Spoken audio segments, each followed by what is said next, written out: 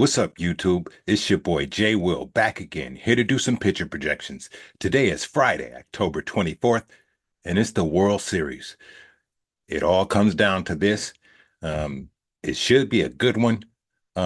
You got Blake Snell versus Trey Savage. Let's hop into it.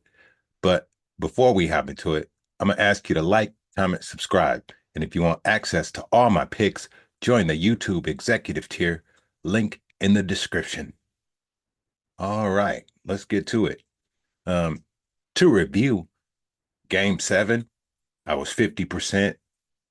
Kirby got the three, but I reached with Bieber. He actually went over his line, which was 4.5, but I thought he could get six, and he didn't. So that killed the pick of the day. But the Mariners versus Blue Jays bonus play that I gave y'all, if that hit, if you played it, um, yeah, it was a good game. Kirby got the three. I just took his over. And Clement with the hit. I think it was like in the eighth inning or something, seventh. Suarez. It was a good ass game. Um, the ass of the day, it was George Kirby. 4 innings, 4 hits, 1 run, 1 earned run, 1 walk, 3 Ks. No home runs. George Kirby, ass of the day. Pitcher of the day, it was Shane Bieber. 3.2 innings pitched, 7 hits, 2 runs, 2 earned runs, 1 walk, 5 Ks. He did let up a home run, but Shane Bieber, pitcher of the day, got those Ks in 3 innings. That's what's up. Could have got the six if he stayed longer. Um, my pick of the day, I'm going with Blake Snell over and Trey Savage for 5 Ks. Um, I don't really see him. It's like I feel like he can get the over maybe. And then part of me saying he won't. He has the potential, so I didn't want to fade him. So I just went with the safe ass five. Um, and I got a Dodgers versus Blue Jays bonus play for y'all. Once again, I take my pitcher projections, the over, and you Savage to get five. And then I'm going with the hot hands of the teams. Springer is one as well, but Guerrero been showing out. He's at home, and Otani. What can I say? He been putting up fucking MVP performances. So that should be an easy slam dunk. Let's get into the whys. If we look here at the lines, Lake Snell, his line is at 6.5. If we take a look here, um, what were my concerns with Snell? They were not much.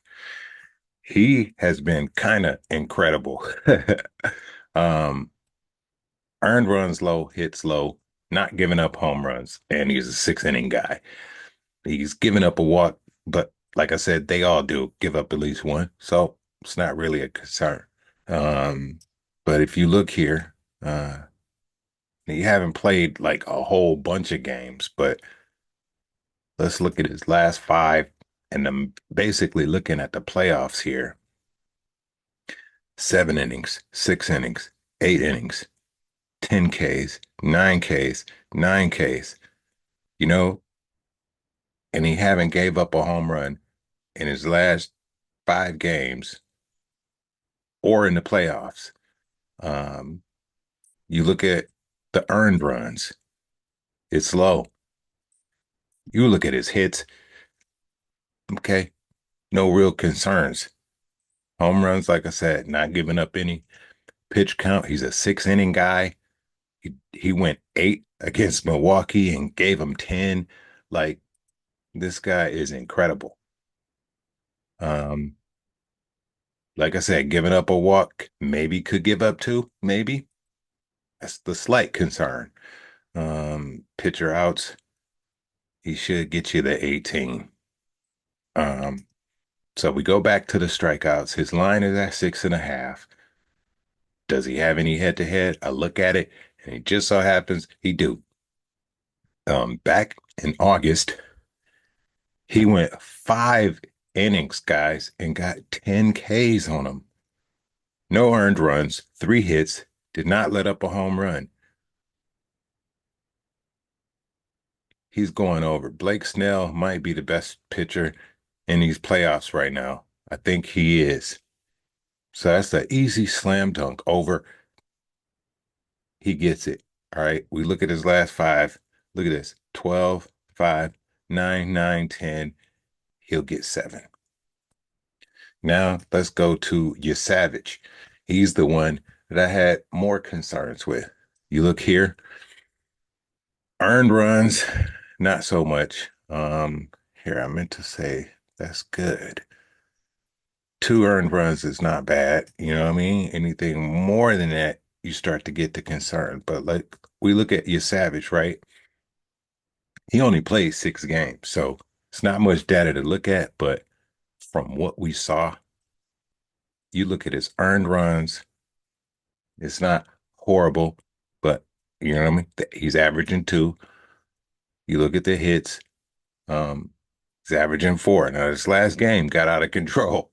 So there's where some slight concern could be on his hits.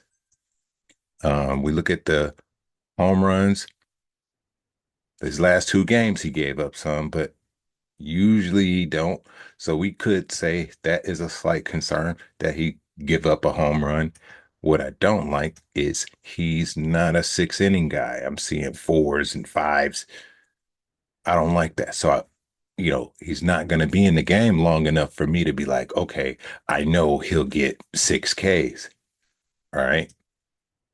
When we look at his walks, that's the concern. All right. These are where that 6K could go. It's in these damn walks. So we go back to strikeouts. His line is at 5.5. There is no head to head. So I'm looking here. Recent starting pitchers versus the Dodgers. And you look at Milwaukee pitching. Milwaukee pitching is just garbage. All they had was Peralta, and he still let me down. They pitching was just trash.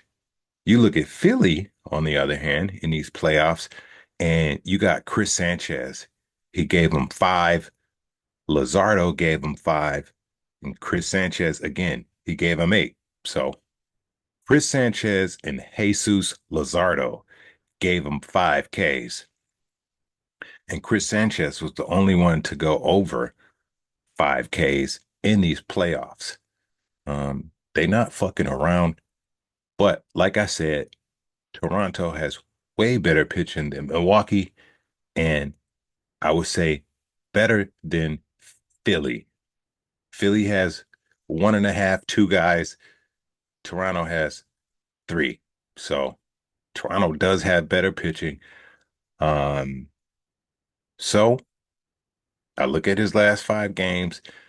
He in the playoffs here, he put up 11 against the Yankees, 4 in his first game against Seattle, and then he put up 7 in the last time he faced them. So, or shit, when he played Seattle the last time. So I'm looking here, 11, 4, and 7, and I'm like, he's gonna give me at least 4 Ks, right? And then I look and I say, is he as good as, you know, Chris Sanchez or Jesus Lazardo? Maybe, maybe not. But based on his overall season here, I say he'll get me at least 4. He only had one bad game, and that was against Kansas City. Um, the Dodgers haven't seen him, so that's part of the reason why I say, okay, yeah, he'll get 5. They're gonna have to get used to him. Yeah, you can watch some tape, but you have to see those pitches in real time, and it might take them, the second go round for them to get used to it, which will be like the third, fourth inning, and by then he should have 5 Ks. At least that's my logic. So that takes care of the pick of the day. Now I said Guerrero and Otani should get a hit. let's look at it. Guerrero, Otani. Now I go over to Prop Finder. I just so happen to have it on Guerrero already, and I'm just looking here. Um, First two games in Seattle, but this is all playoffs, man. He just been on fire. Um, I look at the matchup. He has some history versus Snell. It's it's not the greatest, but the pitches that he's gonna see, that four seam, changeup, curveball, he hit pretty decent. Not that changeup, but he's hitting that four seam and curveball pretty good. Um, his EV is good, barrel rate. I like it. I like him to get a hit. And then when you go to Otani, I mean, he don't have any history versus him, but he's hitting everything great. He's going to continue. This guy is the MVP. This is why I feel like they're going to repeat better pitching, better batters. Um, it's like 1A and 1B because Toronto is good too. They no slouches. They got batters too. It's going to be a real good one. Um, so yeah, that's all I got. I got some more picks. If you want access to them, join the YouTube executive tier, link in the description. Join the Discord, it's free. Shout out to the Discord family. Um, we got NBA today. Shout out to the Pistons. So join the executive tier. Dez is cashing daily. Shout out to Dez. All right, y'all. It's Friday. Let's get this money.